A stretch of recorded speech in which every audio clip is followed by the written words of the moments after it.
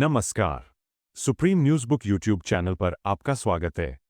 आप सुन रहे हैं सुप्रीम न्यूज बुक की समाचार सेवा। प्रस्तुत है आज 17 दिसंबर 2025 बुधवार के प्रातःकाल समाचार। सबसे पहले मुख्य समाचार। संसद में परमाणु ऊर्जा विधेयक 2025 पेश। निजी क्षेत्र की सीमित भागीदारी से परमाणु ऊर्जा क्षमता को 2035 तक 3 गुना करने का लक्ष्य। बॉन्डी बीच हमले के संदिग्ध का हैदराबाद कनेक्शन।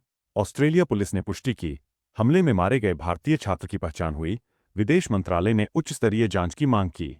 दिल्ली में प्रदूषण पर मंत्री ने मांगी माफी। AQI 450 के पार, निर्माण कार्यों पर सख्त पाबंदी। विपक्ष ने पर्यावरण आपातकाल घोषित करने की मांग की। रुपया $91.22 के ऐतिहासिक निचले स्तर पर उच्च तेल कीमतें और विदेशी निवेश निकासी मुख्य कारण। RBI ने हस्तक्षेप का संकेत दिया।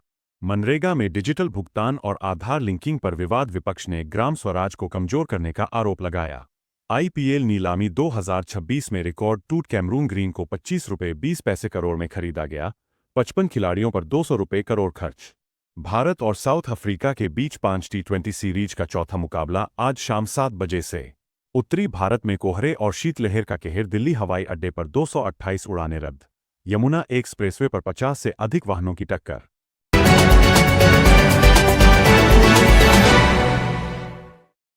अब समाचार विस्तार से। परमाणु ऊर्जा विधेयक 2025 निजी क्षेत्र का प्रवेश। केंद्र सरकार ने लोकसभा में परमाणु ऊर्जा संशोधन विधेयक 2025 पेश किया है। इस विधेयक का मुख्य उद्देश्य परमाणु ऊर्जा संयंत्रों की स्थापना और संचालन में निजी भारतीय कंपनियों को सीमित भागीदार बनने की अनुमति देना है।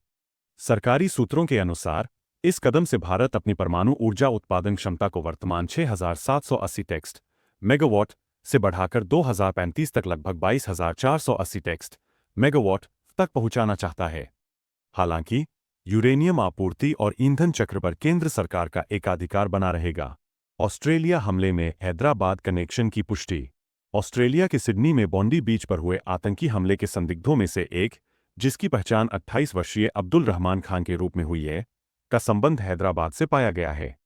विदेश मंत्रालय ने पुष्टि की है कि हमले में मारे गए भारतीय छात्र की पहचान नीरज कुमार, 24, के रूप में हुई है, जो सिडनी में मास्टर्स की पढ़ाई कर रहा था। विदेश मंत्री ने ऑस्ट्रेलिया के समक्ष कड़ा विरोध दर्ज कराते हुए इस मामले की त्वरित और उच्च स्तरीय जांच की मांग की है। राष्ट्रीय राजधानी क्षेत्र NCR में वायु गुणवत्ता सूचकांक AQI मंगलवार को 450 के खतरनाक स्तर को पार कर गया, जिससे दिल्ली सरकार पर चौतरफा दबाव पड़ा। पर्यावरण मंत्री ने एक प्रेस कॉन्फ्रेंस में नागरिकों से असुविधा के लिए माफी मांगी, लेकिन साथ ही यह भी कहा कि जड़ों से जुड़ी समस्या को 9 से 10 महीने में पूरी तरह से ठीक करना एक चुनौती है। उन्होंने कोयला या लकड़ी से चलने वाले सभी तंदूरों पर प्रतिबंध और गैरजरूरी ट्रकों के प्रवेश को तत्काल प्रभाव से रोकने की घोषणा की है।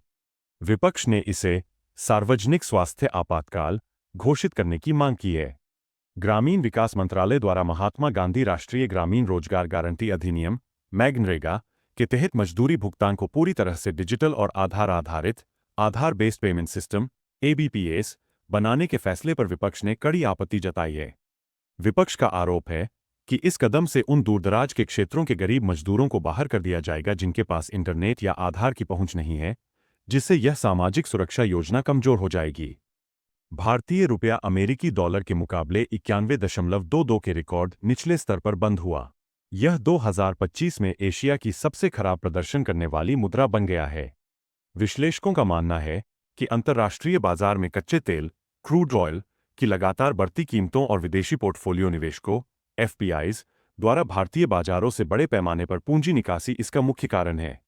भारतीय रिजर्व बैंक RBI ने मुद्रा के अत्यधिक अस्थिरता को रोकने के लिए जरूरत पड़ने पर बाजार में हस्तक्षेप करने का संकेत दिया है। खनन क्षेत्र की प्रमुख कंपनी वेदांत लिमिटेड को राष्ट्रीय कंपनी कानून न्यायाधिकरण NCLT की मुंबई पीठ से अपने कॉरपोरेट पुनर्गठन डीमर्जर योजना के लिए मंजूरी मिल गई है। इस योजना के तहत वेदांता अपने मुख्य कारोबार को 5 अलग-अलग इकाइयों में विभाजित करेगी: एल्यूमीनियम, तेल और गैस, बिजली, लोहा और इस्पात और बेस मेटल्स। IPL 2026 की नीलामी में कैमरून ग्रीन सबसे महंगे खिलाड़ी। चेन्नई में आयोजित हुई IPL 2026 की मिनी नीलामी में ऑस्ट्रेलियाई ऑलराउंडर कैमरून ग्रीन को मुंबई इंडियंस ने ₹25.20 करोड़ की अब तक की सबसे ऊंची बोली लगाकर खरीदा। उन्होंने क्रिस मॉरिस के रिकॉर्ड को तोड़ा। इस नीलामी में 55 खिलाड़ियों पर कुल 200 रुपये करोड़ से अधिक खर्च किए गए। भारत ने दक्षिण अफ्रीका को हराया। भारतीय क्रिकेट टीम ने धर्मशाला में खेले गए तीसरे टी20 अंतर्राष्ट्रीय मैच में दक्षिण अफ्रीका को 7 विकेट से हराकर 5 मैचों की श्रृंखला में 2-1 की महत्वपूर्ण बढ़त बना ली है।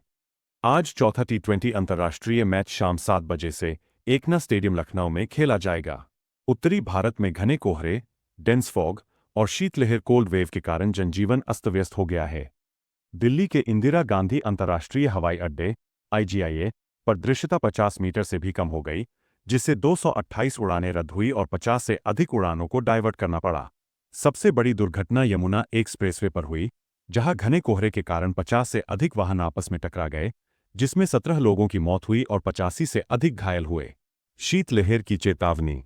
भारतीय मौसम विज्ञान विभाग (IMD) ने पंजाब, हरियाणा, दिल्ली, उत्तर प्रदेश और राजस्थान के कुछ हिस्सों में अगले 48 घंटों के लिए गंभीर शीतलहर और घने कोहरे का रेड अलर्ट जारी किया है।